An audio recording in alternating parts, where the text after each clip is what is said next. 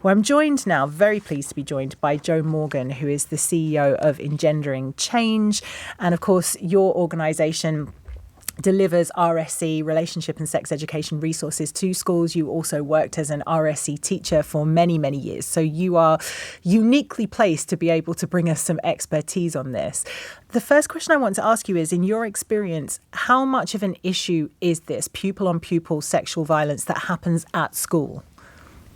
Hi, Natasha. Thank you so much for having me back. It's not a great picture, to be honest with you. I think that this has always existed. I know when I was at school, there were instances of this happening, and there was quite a casual attitude and normalization often of child on child groping and sexual abuse, humiliation, and so on.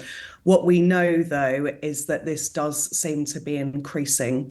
There's child sexual abuse and exploitation has increased by more than 400% between 2013 and 2022. You mentioned in your introduction the rise of online pornography and children's access to that. We know that the average age of first exposure is 13, and more than half of 12-year-olds have watched porn. And so in many ways, it feels as though whilst we're talking about this and it is on the agenda, unfortunately, it does seem to be getting worse. How well equipped do you think schools are to deal with such a gargantuan problem? Because as you say, if you've got half of 12-year-olds who have exposure to online pornography, there's only so many hours in the day. There's only so much that teachers can do. How well equipped is my question, are they to be able to handle that? The schools I work with, and we work with schools across the country, are really struggling with this. There's no question. The urgency to act is absolutely clear. Schools want to engage with this. They know how important it is. But actually, there is a real lack of expertise, training, and quality resources. And I think teachers are often kind of given responsibility for sex education as a bit of an afterthought. Mm. They might inherit schemes of work, perhaps be asked to do this when they haven't even applied for the job. And quite often they're really kind of under-resourced and under-supported in delivering something which is so vital and so important. And while schools often, I think, are pretty good in terms of their safeguarding processes and policies and training and all of those things, the preventative piece is really far behind that. And I would argue that we have to act urgently to sort this out, to help young people to gain the knowledge and the skills that they need to navigate this space and do better. Is it safe to assume that the victims in these cases are more often girls? Absolutely. Yeah, there's no question. And, what we see across society is absolutely being reflected in schools. Anyone of any gender can potentially be a perpetrator or a victim of sexual abuse. But there is no question that there is a gendered aspect to this. And disproportionately, the perpetrators are male and the victims are female. And what we're also seeing is a really concerning rise in child perpetrators of sexual abuse. Mm. So they make up about 56% of child abusers are children themselves. So, really, really concerning picture. And what I often find is adults, parents, are worried about talking about this. There's often a real taboo around talking about sex and consent and porn and all of these things. And I would argue that that is a real barrier to us addressing this effectively. Young people are curious. They are often getting their sources of information from each other or online from quite unreliable sources of information. And so I would argue that we have to, ensure that we're talking to them about these things in the classroom, at home as well, before they need it, not afterwards. And you've reminded me there actually that when parents hear the statistic that I think it's 96% of teenagers have seen online pornography by the time they reach the age of 16. And every Mm, parent I meet thinks that their child is in the 4% because it's yeah, just not a palatable thing to think about. You've yeah. got pornography on the one hand, but on the other hand, you've got the rise of misogynistic online influencers, people like Andrew Tate, but he's very much not the only one. There are thousands of copycats out there. How much of a role do you think they're playing in this phenomenon?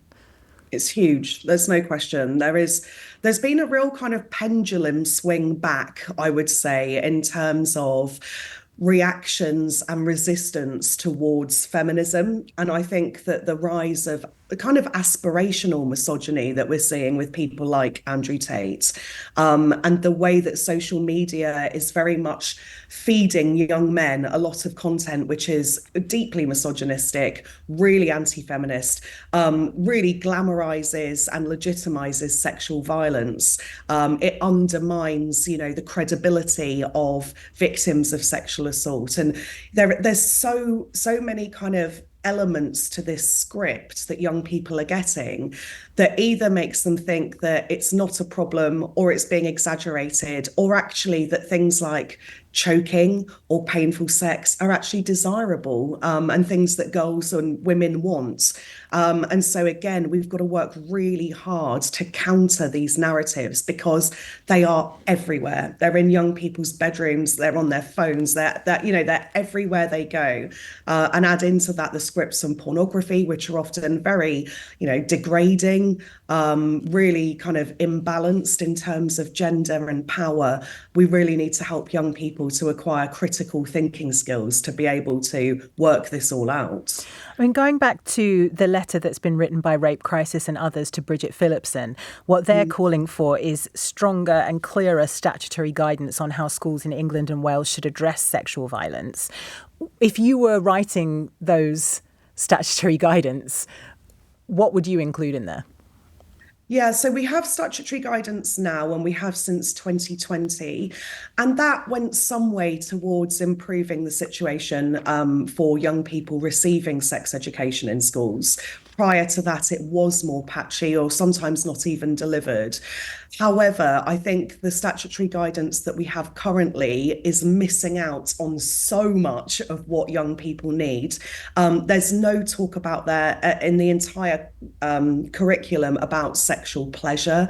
And it doesn't do anywhere near enough to really empower young people when it comes to their sexual agency and really develop life skills, and the ability to self-reflect and all of those things. And the outgoing Tory government sort of attempted to change the statutory content that they themselves have put together. And when they put the draft out to consultation, actually, I would argue, and others in the field agree, it was not improving what had already been put out. Actually, it was an attempt to really undermine it. So, for example, introducing ages at which you weren't allowed to talk about certain content, things like puberty and periods, really regressive moves, not being allowed to discuss gender identity at all, and so on. And so, what I'm really hoping is that there will be a review. Of course, there's already all of the consultation feedback there, but that it will be informed by young people, experts, and the evidence. And there's so much out there already, but it's got to be driven by that and not sort of moral hysteria or panic. Whilst you've been talking, Jo, there's been a text that's come into the studio from Anne in Harrietsham. And she has said this: Natasha, sexual violence at primary schools. Really? It was called playing doctors and nurses in the 70s. Sorry to shock you. What utter rubbish. This is nothing more than part of growing up. God help us from a cohort of so-called overpaid experts trying to convince us otherwise. What would your response be to Anne? Wow.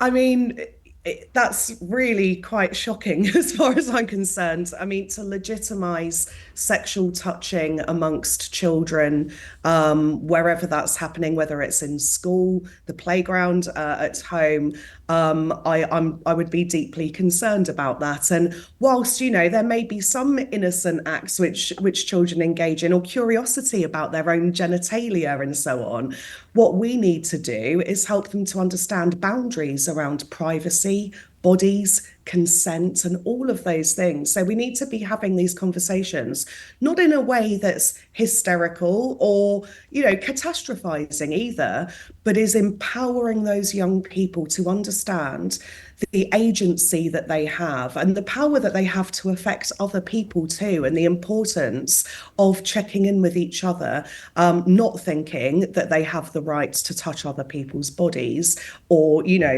not kind of having an understanding of some of the implications around that. Jo Morgan, thank you so much, CEO of Engendering Change there.